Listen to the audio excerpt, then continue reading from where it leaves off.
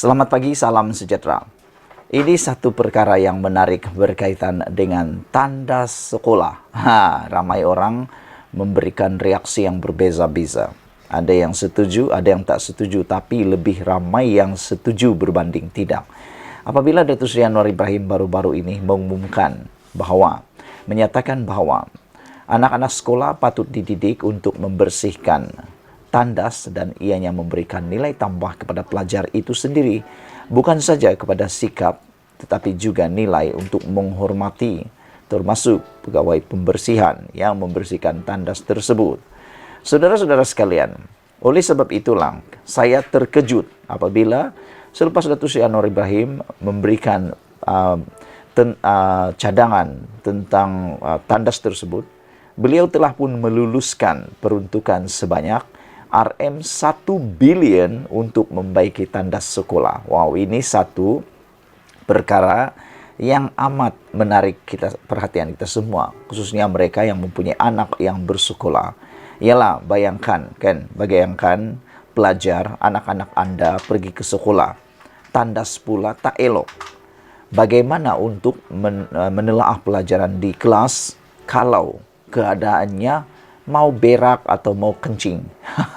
Itu tentu mengganggu perhatian mereka di kelas.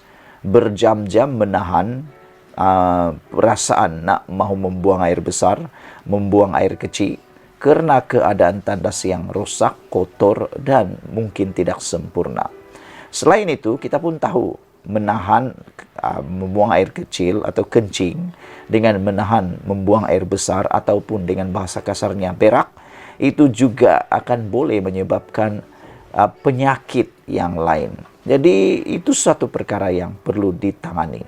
Belum pernah kita dapat mendengar perkara seperti ini. Namun kalau di negara-negara lain seperti Jepun dan Korea, ini semua sudah biasa dilakukan oleh anak-anak di sana.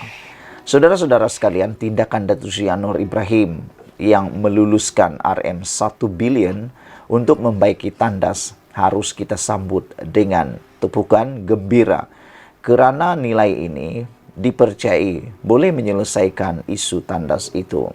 Datuk Seri Anwar Ibrahim mengakui kerajaan memerlukan peruntukan kira-kira 1 bilion untuk memperbaiki tandas sekolah rendah dan menengah di seluruh negara. Perdana Menteri berkata ia berdasarkan tinjauan di beberapa buah sekolah dalam beberapa bulan lalu. Hutang banyak tapi sekolah tak baiki. Banyak sekolah tandas teruk, kata Datuk Seri Anwar Ibrahim. Ini memang betul. Perlu diambil perhatian. Jangan berhutang tapi tandas yang sekecil-kecilnya urusan yang besar itu. Tandas kecil tapi urusannya sangat besar. Kalau ditunda-tunda boleh menyebabkan semua urusan-urusan lain tergendala. Jadi Anwar Ibrahim, Perdana Menteri kita, dapat melihat keperluan itu. Beginilah pemimpin yang kita perlukan. Bukan hanya pandai berhutang, tapi tak dapat menilai perkara sekecil-kecilnya. Tapi Anwar Ibrahim tidak gemar berhutang karena kemarin dia telah memberikan kenyataan dia tidak mahu menambah hutang negara lagi yang telah mencapai 1 triliun ringgit itu, kerana nanti dikuatiri yang akan membayar adalah generasi yang akan datang. Selain itu boleh menyebabkan kemelesetan ekonomi kepada Malaysia. Jadi Anwar Ibrahim tidak mau tambah hutang tapi mau membaiki tandas. Ini satu perkara yang memang terbaik. Anda jangan menafikannya. Belum pernah ada Perdana Menteri, pemimpin atau kerajaan yang pernah berfikir di luar kotak seperti ini, yaitu membaiki tandas di sekolah.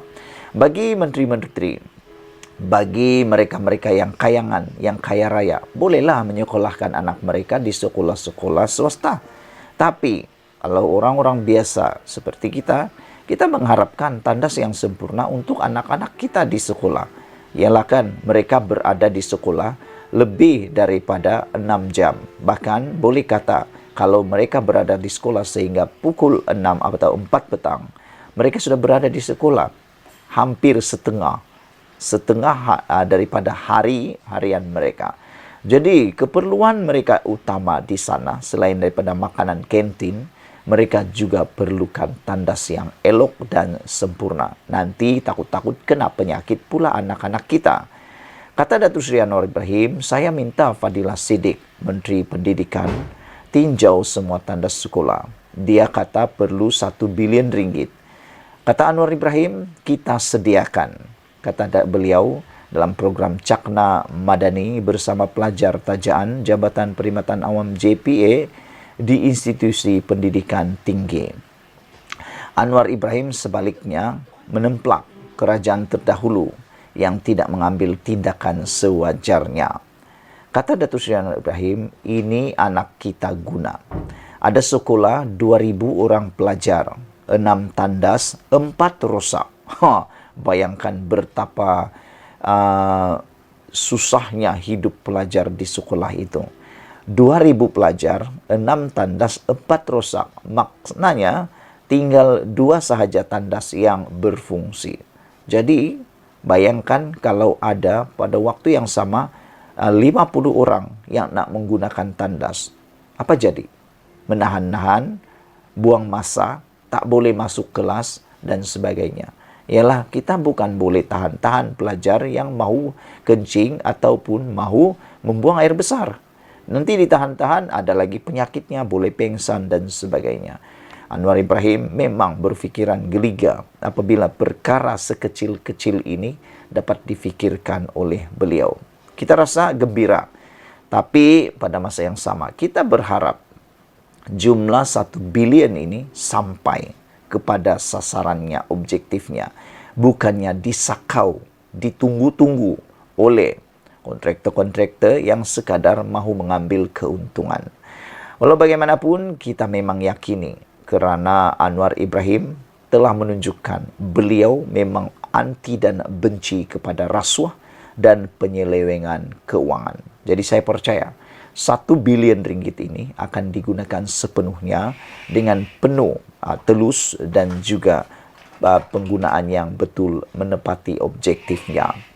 Anwar Ibrahim kata ada sekolah 2,000 pelajar, 6 tandas, 4 rusak.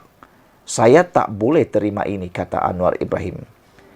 Kami baik di pedalaman atau bandar mesti dapat layanan baik. Sekolah dapat tandas bersih, itu memang dasar kita, kata Anwar Ibrahim. Tambahnya, beliau mencari dana RM400 juta lagi untuk memperbaiki bangunan kerajaan lain. Kata Datuk Seri Anwar Ibrahim, klinik kesihatan rosak banyak. Sekarang pejabat polis daerah dalam keadaan daif serta rumah penjawat awam. Jadi tahun pertama ini saya kena cari 1,4 bilion katanya lagi. Wah, terima kasihlah Perdana Menteri kerana sanggup bersusah payah mencari 1,4 bilion ini hanya pada tahun pertama beliau menjadi Perdana Menteri. Sekian dulu ulasan kali ini. Jangan lupa tekan butang subscribe, itu percuma. Share video ini, kita jumpa lagi. Malaysia kita punya, kita jaga sama-sama cintai Malaysiaku. Bye-bye.